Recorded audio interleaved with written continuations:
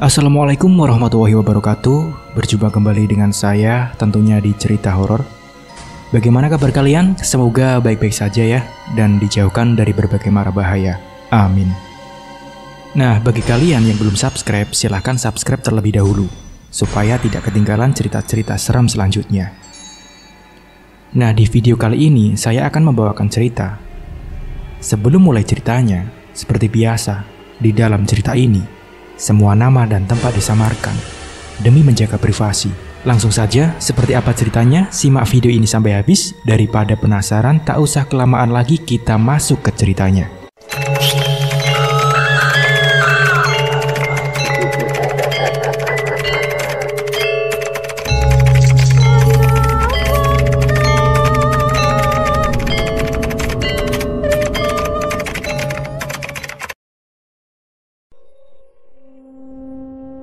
Pada cerita kali ini, saya akan menceritakan tentang cerita salah satu kisah nyata dari seorang penjual somai keliling yang merubah nasibnya dengan cara jalan pintas. Sebut saja namanya Pak Kartono, yang kerap disapa Pak Kar. Tok tok tok tok. Begitulah bunyi kentongan yang dipukul ketika lelaki berperut buncit itu menjajakan dagangannya. Pelan namun pasti, terdengar nyaring di telinga. Meski suasana sudah sedikit gelap, namun gurat wajah lelaki itu masih menyiratkan semangat untuk berdagang. Tinggal beberapa porsi lagi habis, gumamnya, sembari mendorong gerobaknya berbelok ke arah gapura perkampungan. Namun, sebelum gerobak itu masuk lebih dalam, sebentar ia menghentikan dan memalingkan wajahnya ke belakang, sembari berteriak lantang seirama dengan gerak tangannya di permukaan kentongan kayu itu yang digantung. "Somai, somai, somai!" teriaknya penuh semangat. "Pak Kar, beli somainya!" Sontak, penjual itu memfokuskan pandangannya ke depan. Rupanya ada perempuan berdaster hijau dengan motif bunga itu adalah pelanggan setianya. Pak Kar lantas menghampiri perempuan itu yang biasa disapa Mbak Ning itu. "Somai 3 porsi ya Pak, seperti biasa," pinta Mbak Ning. Sudah 10 tahun lamanya Pak Kartono berdagang siomay keliling. Ia dan sang istri memberanikan diri mengadu nasib di kota, mencari nafkah jauh-jauh dari desa, hanya berbekal ilmu membuat siomay yang ia pelajari di kampung halamannya. Meski telah bekerja tak kenal lelah, hidup mereka masih saja tak berubah. Mereka berdua tinggal di rumah kontrakan yang sangat kecil. Namun kontrakan itu menjadi saksi bisu perjuangan keduanya dalam melawan ganasnya roda kehidupan. Dan di sanalah mereka bernaung dan merebahkan segala lelah yang melanda seusai lelah bekerja keras seharian. Setiap pukul 03.00 dini hari, Pak Kartono beserta istrinya selalu rutin ke pasar untuk membeli bahan-bahan dasar somai yang akan mereka olah sebelum akhirnya Pak Kar jajakan. Tepat pukul 06.00 pagi, Pak Kar sudah siap untuk menjajakan dagangannya berkeliling kampung. "Ini Mbak, siomainya," ucap Pak Kartono.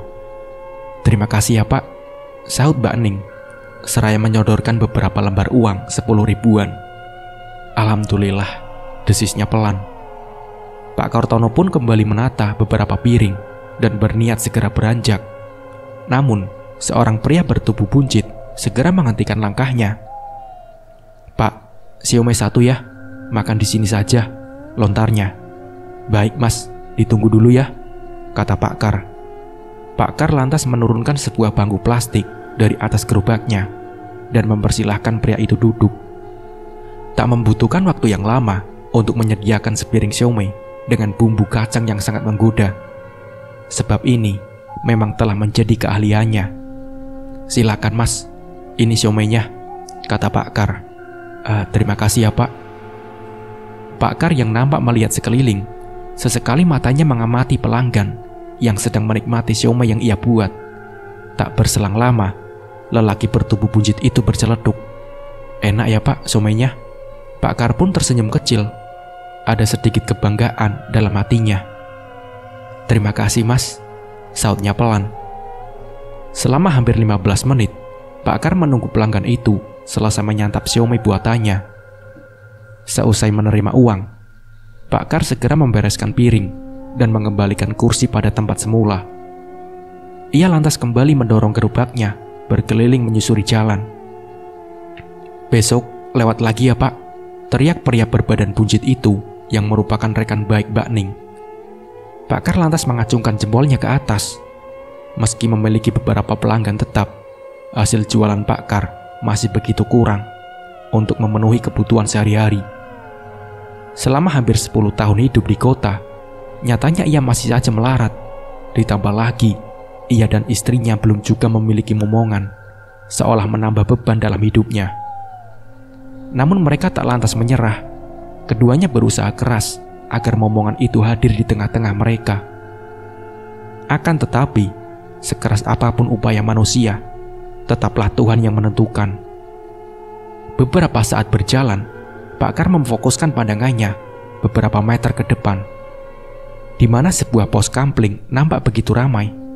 Pak Kar pun mempercepat laju langkahnya, berharap salah satu dari kumpulan pria parubaya itu bersedia membeli dagangannya. "Siomay Pak," ucapnya sembari menyunggingkan senyum ringan. Namun tak ada satupun yang bersedia membeli dagangannya. Hingga Pak Kar memutuskan untuk kembali mendorong gerobaknya. Selama hampir 30 menit Pak Kar berkeliling, ia membelokkan gerobaknya memasuki sebuah jalan yang gelap mengarah ke jalan raya. Astagfirullahaladzim. Pak Kar pun terkejut bukan kepalang saat sebuah truk melaju begitu cepat, sebelum akhirnya terdengar suara benturan keras yang memekakan telinga. Pak Kar bergegas berlari ke depan demi dapat melihat peristiwa naas itu lebih dekat. Pak Kar pun kembali terkejut saat bola matanya melihat secara langsung truk berwarna merah itu nampak ringsek di bagian depan karena menabrak beton pembatas. Seusai mengamati mobil itu secara seksama, rasanya Pak Kar merasa begitu familiar. Ia lantas memberanikan diri melihat ke dalam melalui kaca samping kemudi, di mana seorang lelaki berbaju hitam nampak tertunduk di atas kemudi. Pak Kar berusaha mengguncang bahu lelaki itu secara perlahan. Namun upayanya sia-sia. Pak Kar lantas menarik bahu lelaki itu hingga membuatnya bersandar di bahu kursi. "Pak Yanto," pekiknya terkejut. Beberapa orang yang juga melihat peristiwa naas itu segera berkerumun mengelilingi truk itu. Bahu-membahu mereka mengeluarkan tubuh Pak Yanto yang sedikit terjepit. Pak Kar pun juga turut andil dalam upaya evakuasi itu, seolah tak percaya bahwa korban kecelakaan itu adalah tetangganya sendiri. Setelah berhasil mengeluarkan tubuh Pak Yanto, ia lantas mengedarkan pandangannya ke beberapa penjuru, seolah ada sesuatu yang menarik perhatiannya. Dan benar saja, ia mendapati ada kejanggalan yang nampak nyata di depannya. Namun ia tepis begitu saja, mengingat banyaknya orang yang tengah dilanda kepanikan malam itu. Beberapa orang nampak sibuk menghubungi tenaga medis. Ada pula yang menelpon pihak berwajib demi mengusut penyebab peristiwa naas malam itu. "Alhamdulillah, masih hidup," seru seorang lelaki seusai memastikan detak jantung Pak Yanto. Tak berselang lama, sirene mobil ambulan terdengar meraung-raung dari arah selatan. Semua orang tampak lega melihat mobil ambulan telah datang. Beberapa tenaga kesehatan segera memindahkan tubuh Pak Yanto di atas tandu dan segera melarikannya menuju rumah sakit. Seusai Pak Yanto dievakuasi ke rumah sakit, Pak Kar kembali mengamati truk itu. Sepintas, ia merasakan ada yang ganjil dari truk yang nampak ringsek itu. Bersamaan dengan itu, Pak Kar juga mencium aroma wangi beberapa jenis bunga dari sudut jalan. Pak Kar memberanikan diri untuk menghampiri sudut jalan itu. Namun niatnya seketika ia urungkan seusai matanya menangkap lampu sirene biru yang nampak menyelukan mata. Pak Kar lantas kembali mendorong gerobaknya dan langsung pulang dengan rasa penasaran yang terus melanda dirinya. Di tengah jalan menuju rumah, seketika terpikir dalam hatinya untuk mendalami sebuah ilmu hitam. Entah dari mana niat kotor itu muncul dalam benaknya. Mengingat nasibnya yang tak kunjung berubah, membuat Pak Kar bertekad untuk mengambil jalan pintas. Pasalnya, di desa tempatnya tinggal dahulu, ilmu hitam adalah hal yang lumrah. Bahkan, hal klinik sudah menjadi makanan sehari-hari bagi penduduk desanya. Hati dan pikirannya telah terasuki, dikuasai oleh niatan untuk mendalami ilmu hitam. Bahkan, tanpa memikirkan sedikit pun akibat dari perbuatannya kelak. Hidup yang terus dirundung kemiskinan, Pak Kar diam-diam mencari jalan pintas. Ia akhirnya memilih untuk mempelajari ilmu hitam. Ia pun baru ingat beberapa hari yang lalu, tepatnya saat mengobrol dengan seseorang di sebuah warung kopi. Seseorang itu teman karibnya yang sama-sama dari kampung. Sebut saja namanya Herman. Si Herman menyarankan agar Pak Kar melakukan pesugihan agar dagangannya ini laris manis. Dan Herman pun menyebutkan salah satu desa yang dimana desa itu tempat istrinya dulu tinggal sebelum menikah dengannya. Pak Kar berpikir sejenak, apakah dia akan mengambil jalan itu atau tidak sama sekali. Ia yang tengah duduk di kursi tamu berwarna coklat memudar sambil menghiraukan rokok yang kini sudah mulai terbakar habis, tak menyadari jika di belakangnya ada sosok wanita yang tengah terdiam memperhatikan penuh rasa heran akan sikapnya. Mas Kar, kenapa? Kok ngelamun?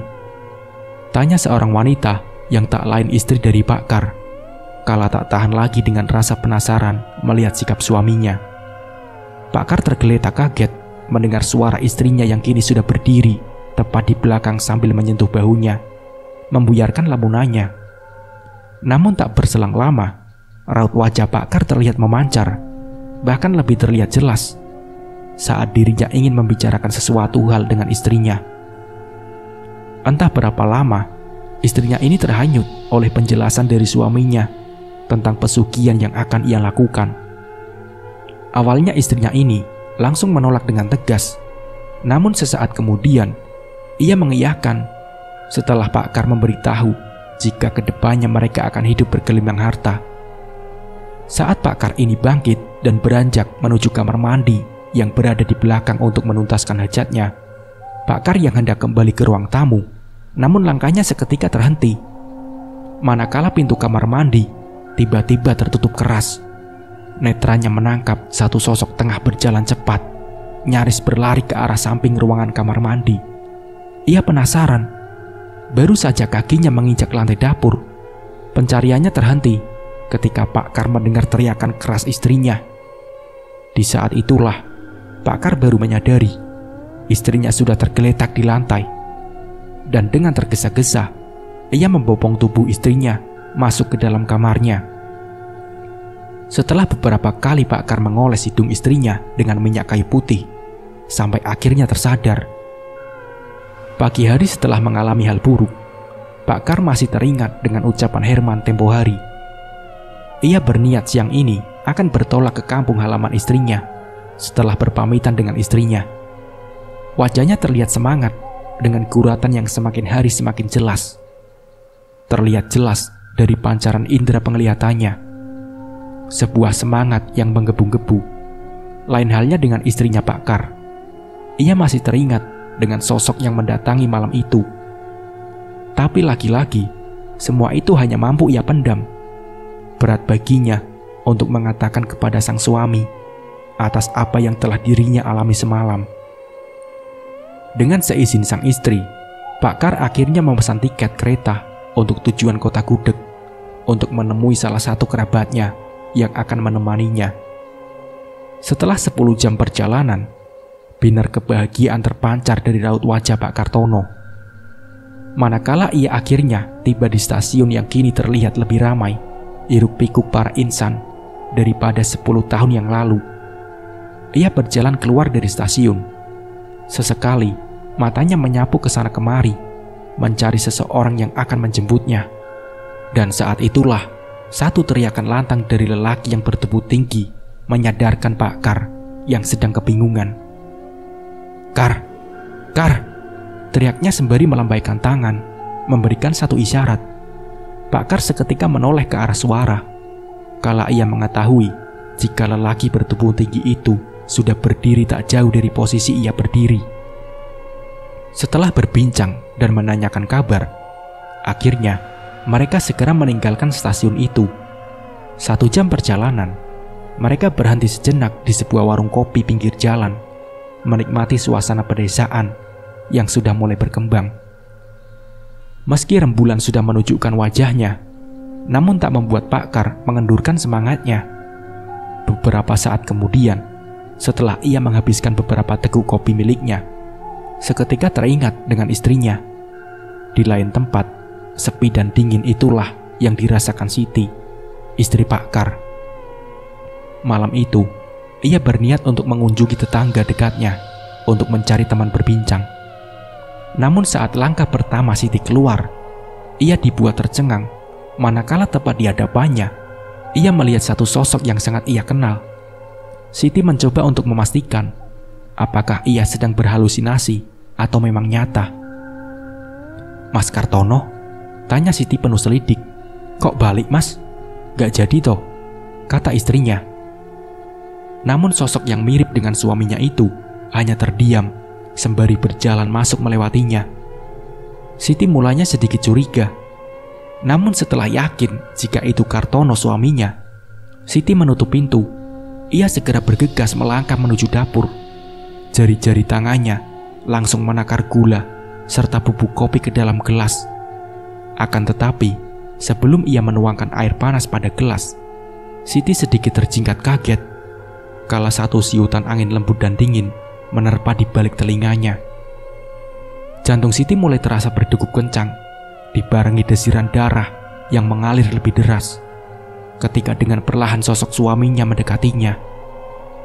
Padahal, ia dan suaminya sudah hidup bersama beberapa tahun, meski belum dikaruniai keturunan. Tak pernah ia merasakan hal seperti itu lagi setelah menikah. Namun malam itu, entah mengapa, ia merasakan hal lain saat berada tepat di hadapan sosok suaminya. Siti mencium bau aneh saat dipeluk suaminya, seperti ubi bakar. Sebentar kemudian, tubuh Siti terasa kaku ketika dengan pelan tangan suaminya memeluknya.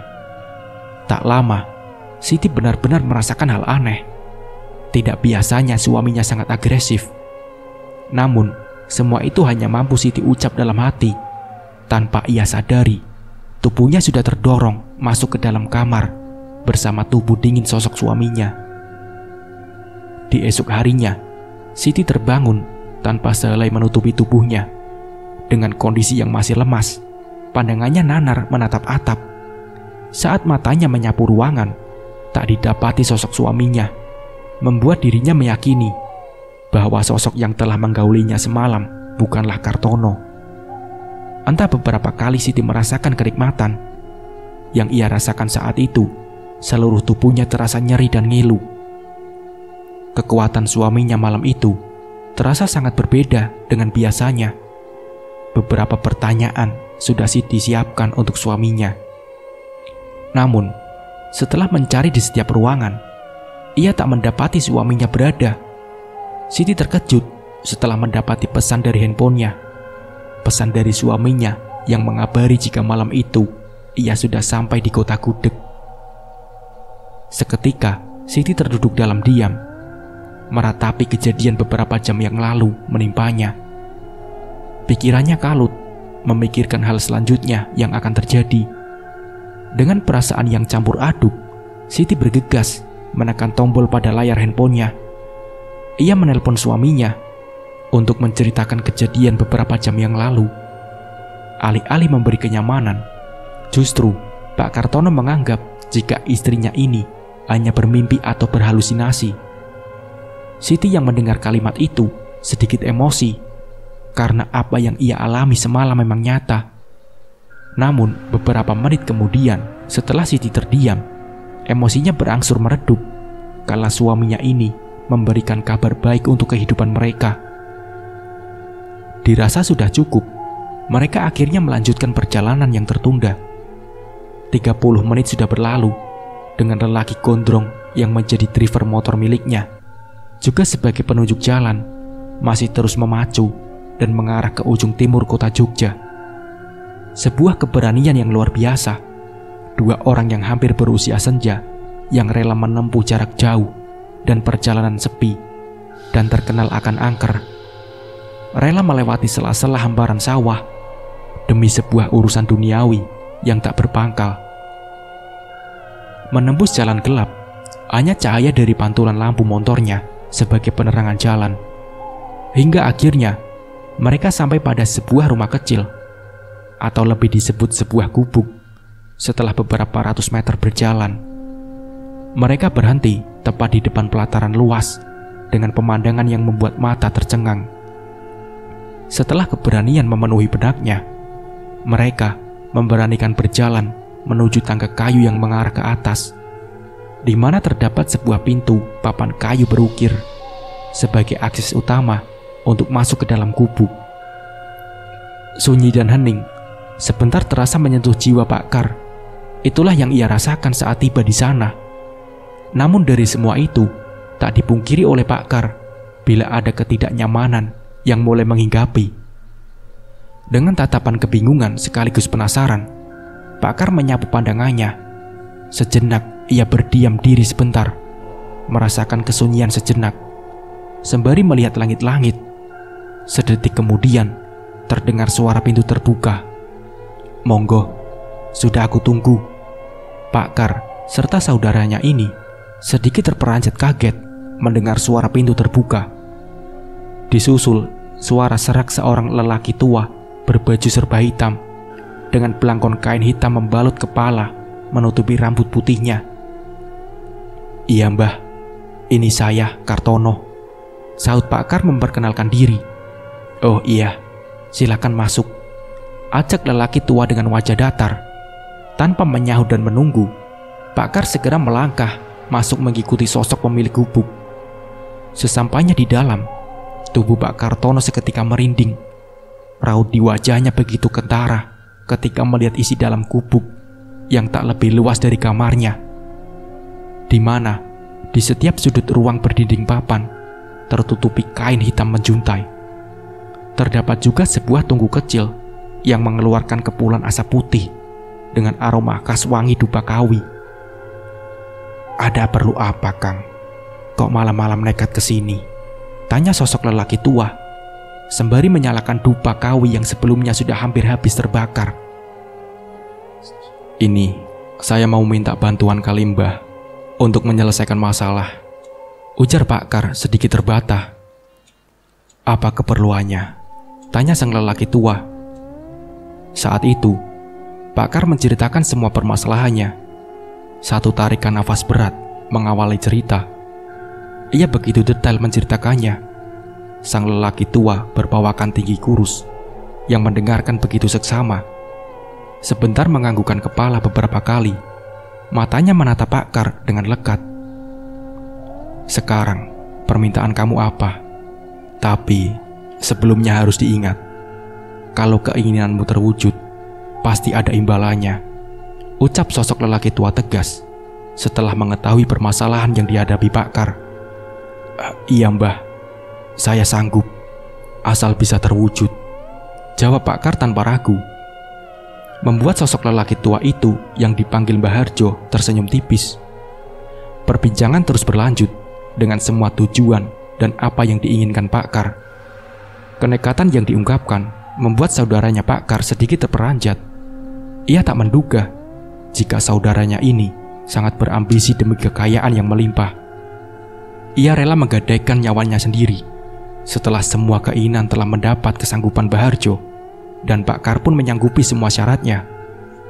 Malam itu menjadi awal terjadinya sebuah perjanjian, dimulai dengan sebuah ritual yang wajib bagi Pak Kar, dasar dari beberapa ritual selanjutnya. Satu keanehan seketika dirasakan Pak Kar dan saudaranya saat keduanya keluar dari jalan kecil menuju simpang tempat mereka memarkirkan kendaraan. Hampir saja ia berbalik arah ingin memastikan ke tempat Mbah Harjo jika tak dicegah oleh saudaranya. Bukan tanpa alasan, Pak Kar merasa ketakutan. Pasalnya, ia tahu betul jika di sekitar tempat itu tak pernah melihat satupun rumah yang berdiri. Namun kali ini, matanya jelas dan terang melihat sekeliling tempat itu telah berdiri puluhan rumah berjejer di sepanjang jalan. Tak hanya itu, ilir mudik dari beberapa sosok layaknya sebuah perkampungan semakin membuat Pak Kar ketakutan. Buru-buru, Pak Kar menghidupkan mesin dan segera menarik tuas gas, meninggalkan tempat yang aneh dan menakutkan baginya. Ia terus berfokus ke depan, ke jalanan yang diterangi pantulan cahaya lampu motornya. Tanpa memperdulikan tatapan, sosok-sosok wanita mengerikan dan sosok yang terbungkus kain putih. Hingga tiba di ujung jalan perkampungan, lagi-lagi Pak Kar dikejutkan satu pemandangan menakutkan, di mana tepat di depannya ada puluhan pocong dan kuntilanak berbaris dan bergelantungan di bawah sebuah pohon randu alas yang tinggi menjulang, menebarkan aroma bebauan yang membuat perutnya bergejolak. Terus Kar, jalan saja. Pak Kartono yang sudah diselimuti rasa takut akhirnya meneruskan perjalanan setelah mendengar ucapan saudaranya ini. Nah, di siang harinya, Pak Kartono langsung memutuskan untuk segera pulang. Kasihan dengan istrinya jika ditinggal lama. Menaiki bis antar kota cukup memakan waktu yang lama. Sesampainya di kontrakan yang hanya satu petak, ia sontak saja kaget bukan kepalang. Tubuh istrinya sudah tergeletak di lantai tanpa busana. Astagfirullahaladzim, Siti, bangun, bangun Siti. Tubuh istrinya yang sudah dingin membuat Pak Kar semakin panik. Saat dicek detak jantungnya, Siti, bangun, bangun. Teriakan Pak Kar di malam hari yang sunyi membuat suaranya mudah didengar oleh para tetangganya. Berbondong-bondong, para warga melihat keadaan Siti yang sudah tak bernyawa lagi. Di esok harinya, jenazah Siti langsung dikebumikan. Pak Kar sendiri tidak tahu apa sebabnya istrinya meninggal. Namun singkat ceritanya, 1 minggu semenjak istrinya ini meninggal, pendapatan dari hasil berjualan somai ini meningkat drastis.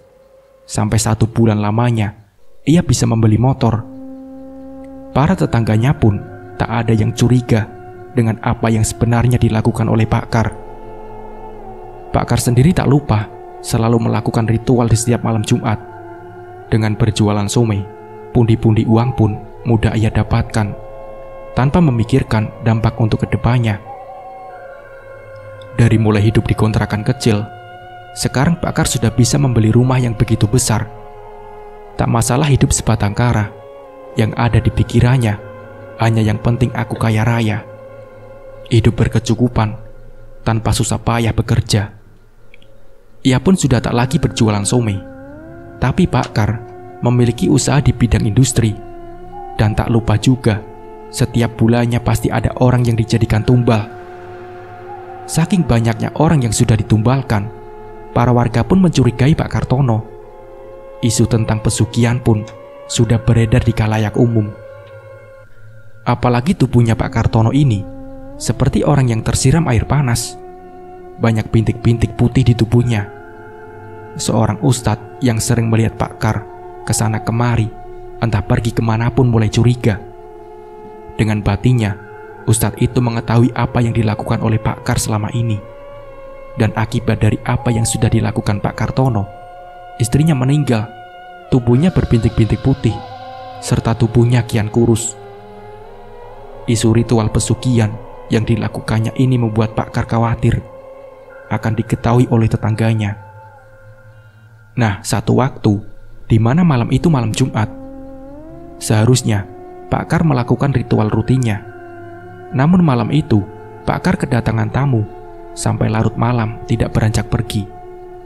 Sedangkan ritual itu harus dilakukan dari jam 9 malam sampai waktu subuh. Pak Kartono sendiri sangat was-was dengan akibat yang akan diterimanya. Karena sesuai perjanjian, ritual itu tidak boleh ditinggalkan satu kali pun. Dan tak butuh waktu lama, hanya berselang 3 hari, Pak Kar didatangi oleh sosok kakek tua dengan tubuh yang sangat besar serta menyeramkan. Kamu sudah lalai dengan ritualmu. Sebagai gantinya, kamu harus menyerahkan nyawamu, kata sosok kakek tua itu. Tangan besar dengan kuku yang panjang langsung mencengkram lehernya dengan kuat. Nafas yang tersengal-sengal, sampai akhirnya Pak Kartono tak bernafas lagi. Iblis yang tak punya toleransi, rumah mewah milik Pak Kar terbakar habis, tak tersisa dengan Pak Kartono yang ada di dalamnya. Para warga yang melihat rumah yang tadinya berdiri kokoh, sekarang sudah rata dengan tanah. Mereka hanya mengembuskan nafas dalam-dalam. Para warga pun sudah tahu kalau Pak Kartono ini pelaku pesugihan. Karena melihat bekas sesaji yang masih utuh tak terbakar sama sekali, sang ustadz yang mengetahui Pak Kar melakukan pesugihan itu pun hanya bisa terdiam. Ia berdoa, semoga Pak Kar diterima di sisi Allah Subhanahu wa Ta'ala. Nah, seperti itulah ceritanya. Semoga dari cerita ini kita bisa mengambil hikmah dan pembelajarannya. Mungkin cukup sekian dari saya. Wassalamualaikum warahmatullahi wabarakatuh.